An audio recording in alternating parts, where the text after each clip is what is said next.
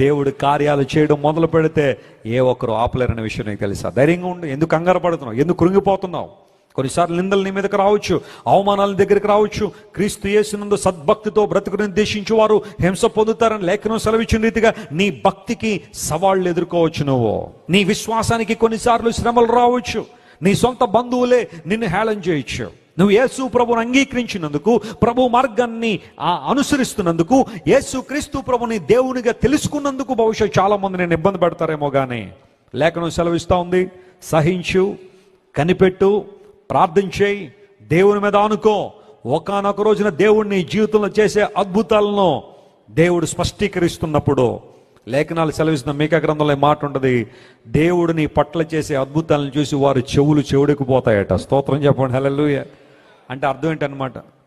బాబాయ్ ఇంక చెప్పకండి ఆమె గురించి నాకు అంటారేమో.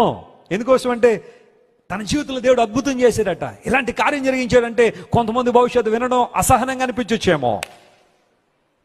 తృణీకరించబడిన రాయిని దేవుడు మూలకు తలరాయిగా చేసేవాడు. ఆయన యోసేపును అందరూ నెట్టి తృణీకరించబడిన వాడుగా గోతులకు నెట్టేశారు. ఒకరోజున ఆ యోసేపే, జాగ్రత్త వినండి, ఒకరోజున ఆ యోసేపే కుటుంబానికి ఆధారంగా తయారయ్యాడు. యోసేపు లేకపోయినంటే వాళ్ళ పరిస్థితి ఎలాగ ఉండేదో మనం ఊహించుకోవచ్చు. ఈరోజు నువ్వు తృణీకరించబడుతున్నావా?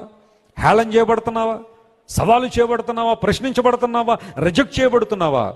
దేవుని సేవకునిగా ప్రకటిస్తున్నాను, ఒకరోజు నువ్వే నీ కుటుంబానికి ఆధారంగా కాబోతున్నావు. గట్టిగా చప్పట్లు కొట్టి ప్రభునామమున మహిమపడదాం.